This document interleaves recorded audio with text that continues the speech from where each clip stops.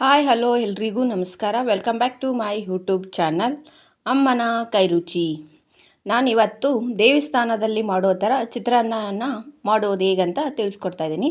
ಮೊದಲು ಒಂದು ಬಾಣಲೆಗೆ 2 ಟೇಬಲ್ ಸ್ಪೂನಷ್ಟು ಎಣ್ಣೆನ ಹಾಕ್ಕೊತಾ ಇದ್ದೀನಿ. ಈ ಎಣ್ಣೆ ಈಗ ಬಿಸಿ ಆಗಬೇಕು. ಸ್ವಲ್ಪ ಬಿಸಿ ಆದ ನಂತರ ಸ್ವಲ್ಪ ಜೀರಿಗೆ ಮತ್ತು ಸಾಸಿವೆನ ಹಾಕ್ಕೊತಾ ಇದ್ದೀನಿ. ಈಗ ಇದಕ್ಕೆ ಉದ್ದಿನ ಬೇಳೆನ ಹಾಕ್ಕೊತಾ ಇದ್ದೀನಿ.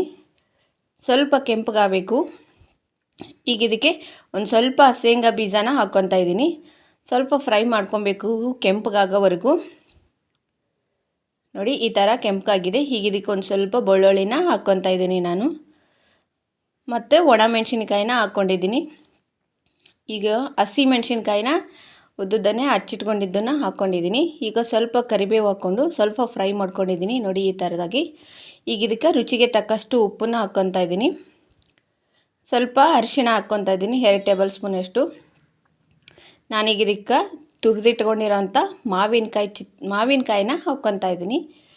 ನೋಡಿ ಈ ರೀತಿ ನಾನು ಒಂದು ಮಾವಿನಕಾಯಿನ ತುರಿದಿಟ್ಕೊಂಡಿದ್ದೆ. ತುಂಬಾ ಟೇಸ್ಟಿಯಾಗಿರುತ್ತೆ ಮಾವಿನಕಾಯಿ ಚಿತ್ರಾನ್ನ. ದೇವಸ್ಥಾನದಲ್ಲೆಲ್ಲ ಮಾಡೋ ಥರನೇ ಈ ಗಣೇಶ ಹಬ್ಬಕ್ಕೆ ವಿಶೇಷ ಅಂತ ಪ್ರಸಾದ ರೀತಿಯಲ್ಲಿ ನಾವು ಈ ಚಿತ್ರಾನ್ನ ಮಾಡಿ ಹಂಚ್ಬೋದು. ನೋಡಿ ಈ ರೀತಿ ಸ್ವಲ್ಪ ಹಸಿ ವಾಸನೆ ಹೋಗೋವರೆಗೂ ನಾವು ಸ್ವಲ್ಪ ಫ್ರೈ ಮಾಡ್ಕೊಬೇಕು ಮಾವಿನಕಾಯಿನ. ಹೀಗೆ ಈ ರೀತಿ ನೋಡಿ ಇದು ಕುದೀತಾ ಇದೆಯಲ್ಲ, ಇದು ಚೆನ್ನಾಗಿ ಫ್ರೈ ಆಗಿದೆ. ಈಗ ಇದಕ್ಕೆ ನಾವು ಅನ್ನನ ಹಾಕ್ಕೊಂಡು ಚೆನ್ನಾಗಿ ಮಿಕ್ಸ್ ಮಾಡ್ಕೊಬೇಕು.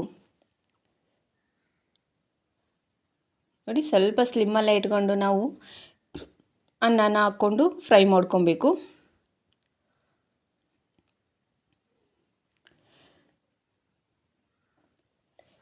ನೋಡಿ ಈ ರೀತಿ ನಾನು ಚೆನ್ನಾಗಿ ಎಲ್ಲನೂ ಕಲಿಸ್ಕೊಂಡಿದ್ದೀನಿ. ಈಗ ಇದಕ್ಕೆ ಸ್ವಲ್ಪ ಮೇಲ್ಗಡೆ ಕೊತ್ತಂಬರಿನ ಹಾಕ್ಕೊತಾ ಇದ್ದೀನಿ. ನೋಡಿದ್ರಲ್ಲ, ಯಾರಿಗೆಲ್ಲ ಈ ಮಾವಿನಕಾಯಿ ಚಿತ್ರಾನ್ನ ಇಷ್ಟ ಆಗುತ್ತೆ ಅಂತ ಲೈಕ್ ಮಾಡಿ, ಶೇರ್ ಮಾಡಿ, ಕಮೆಂಟ್ ಮಾಡಿ. ಸೇಮ್ ದೇವಸ್ಥಾನದಲ್ಲಿ ಸಿಗೋ ಥರನೇ ಮಾವಿನಕಾಯಿ ಚಿತ್ರಾನ್ನ ಮಾಡಿದ್ದೀನಿ. ಮತ್ತೆ ಮುಂದಿನ ವಿಡಿಯೋದಲ್ಲಿ